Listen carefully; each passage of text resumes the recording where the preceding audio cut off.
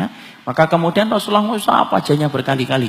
Lalu kemudian Nabi mengatakan apa? Ila rafiqil a'la, ila rafiqil a'la.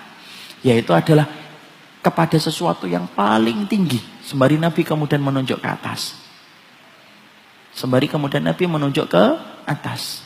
Ila rafiqil a'la. Di situ Ibunda Aisyah tahu Nabi, Rasul, suamiku tidak memilih dunia.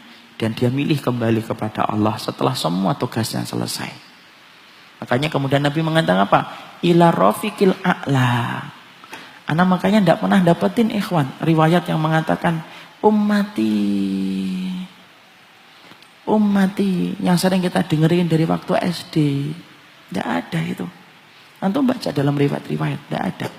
Nabi mengatakan apa? Allahumma inna lil mauti lasakaratun. Setiap kematian itu punya sakaratnya. Dan kemudian apa? Ternyata Nabi mengatakan ila rafiqil a'la. Sembari kemudian menunjuk ke Allah. Sembari menunjuk ke atas. Disitulah Ibunda Aisyah ngerti. Nabiku, Rasulku, suamiku telah memilih apa yang Allah sediakan untuknya dengan kembali kepadanya. Makanya kemudian Nabi ketika kemudian akhirnya meninggal dunia, maka kemudian posisi tangannya kemudian jatuh. Setelah kemudian habis menunjuk gini, jatuh. Kemudian kepalanya miring. Antum tahu, orang ikhwan kalau meninggal dunia selalu ada gerakan kepala yang berubah. Jadi antum memilih. Kenapa? Karena sudah tidak ada lagi beban untuk menahan kepala ini. Tanya sama orang-orang yang pernah melihat orang yang meninggal, ataupun antum kalau datang ke rumah sakit. Selalu ada tanda kepala yang berubah. Kalau Nabi, sembari kemudian beliau itu menuju ke atas, lalu kemudian mengatakan rafiqil a'la, jatuh. Ketika jatuh kemudian tangannya miring, kepalanya beliau jatuh di atas tepat pangkuan Aisyah radhiyallahu anha. Ya, makanya kemudian itu akhirnya meninggal. Semua langsung mendung saat itu. Semuanya langsung tenggelam dalam kesedihan. Dan sebelum kejadian itu datang, maka kemudian Nabi didatangi siapa? Fatimah. Salah satu di antara wanita penduduk surga. Di mana Fatimah itu nangis tidak kuat ketika melihat bagaimana bapaknya merasa berat dalam proses sakaratul maut. Sampai kemudian Fatimah nangis. Ini enggak diceritakan di kitab ini. Nangis, Ibunda Fatimah itu nangis. Nabi ketika melihat Ibunda Fatimah itu nangis, anak putrinya menangis, maka kemudian Nabi tidak tega, memberikan isyarat supaya Ibunda Fatimah itu mendekatkan kupingnya ke mulutnya Nabi. Dibisikkan yang pertama semakin nangis, dibisikkan yang kedua baru kemudian beliau itu berhenti nangisnya. Antum tahu apa yang dibisikkan yang pertama? Maka kemudian Rasulullah itu mengatakan la karba ala abiki ba'da hadzal yaum. Tidak ada lagi kesulitan atas ayahmu. Tidak ada lagi kesulitan atas ayahmu setelah hari ini wahai Fatimah. Jangan nangis. Habis ini selesai. Bapakmu lagi tidak akan merasakan kesulitan lagi membawa agama ini. Selesai. Justru malah kemudian ketika Fatimah mendengarkan itu, malah Fatimah tambah nangis, tumpah air matanya. Kenapa? Tahu bahwasanya bapaknya itu akan meninggal dunia. Kenapa? Karena beliau tahu bapaknya itu identik dengan kesulitan dan identik dengan kesukaran. Kalau bapaknya sampai mengatakan tidak ada lagi kesulitan, berarti bapaknya tidak lagi di dunia. Ketika kemudian Nabi mendapati Ibunda Fatimah dalam keadaan nangis, disitulah kemudian Nabi memberikan bisikan yang kedua. Bisikan yang kedua itu apa? Nabi mengatakan innaki min ahli aqrabu minni luhuqan. Kamu adalah anggota keluargaku yang paling cepat nyusul aku nanti wahai Fatimah. Dan betul, apa yang dikatakan Nabi itu betul. Dan ternyata Fatimah menjadi anggota keluarga Nabi yang paling cepat nyusul dengan Rasulullah sallallahu alaihi wasallam. Istrinya Nabi yang paling cepat nyusul dengan Nabi itu siapa? Zainab yang paling cepat nyusul. Anaknya Rasul yang paling cepat nyusul Rasulullah itu siapa? Fatimah radhiyallahu anha. Ya. Maka disitulah kemudian akhirnya meninggal dunia. Dan kemudian disitulah Rasulullah SAW itu meninggal dunia. Anas bin Malik itu sampai kemudian mengatakan, ya, di halaman 131. Pada hari ketika Nabi memasuki Madinah, maka segala sesuatu itu jadi terang benderang.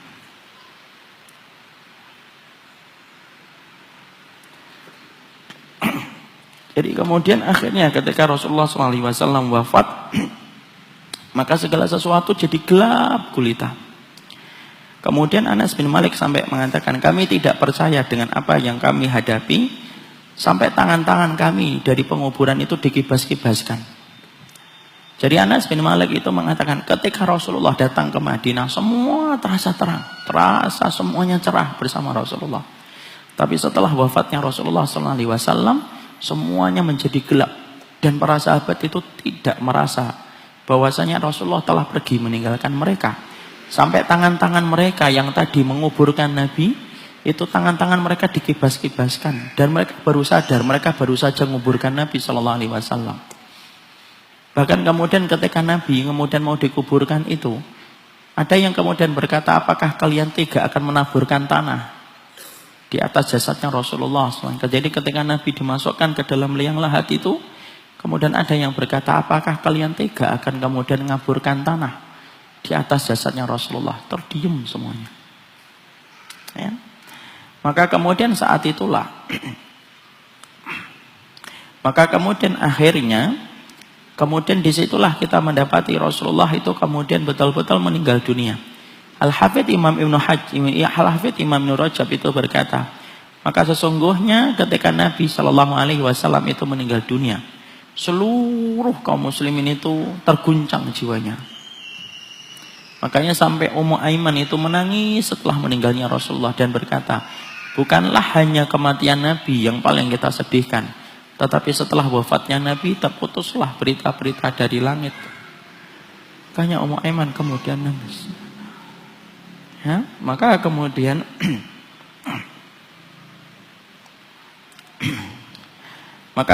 akhirnya Imam Ibnu Rajab kemudian berkata, ya, seluruh kaum muslimin terguncang.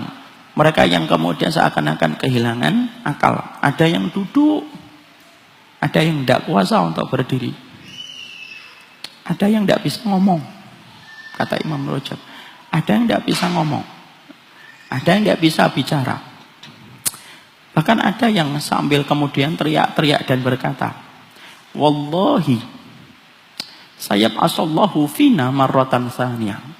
Bahkan ada yang kemudian teriak-teriak ketika Rasulullah itu meninggal dunia, wallahi, demi Allah, Allah akan mengirimkan Nabi untuk hidup kepada kita kedua kalinya. Itu yang terjadi.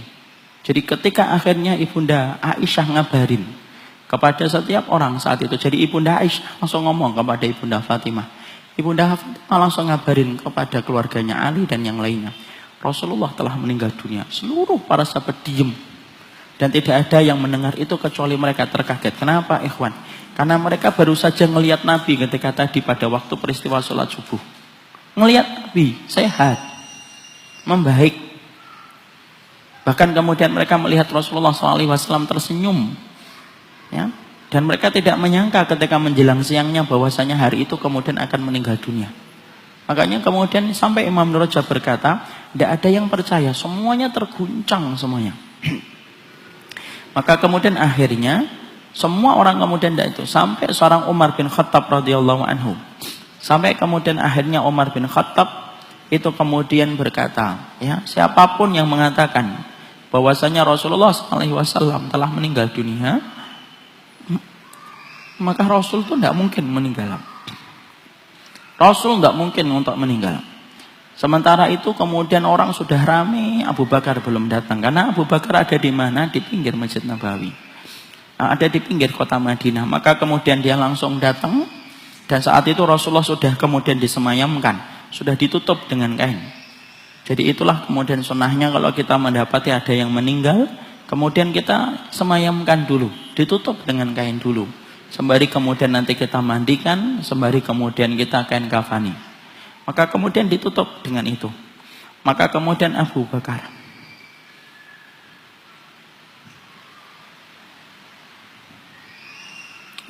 kemudian datang. Abu Bakar kemudian datang. Lalu kemudian membuka penutup wajahnya Rasulullah SAW. Lalu kemudian Abu Bakar berkata, ya Allah, wallahi, demi bapak dan ibuku ya Rasulullah, sesungguhnya engkau adalah orang yang mulia ketika hidup, dan engkau adalah orang yang mulia ketika mati. Dan sungguh Allah tidak akan mungkin memberi kepadamu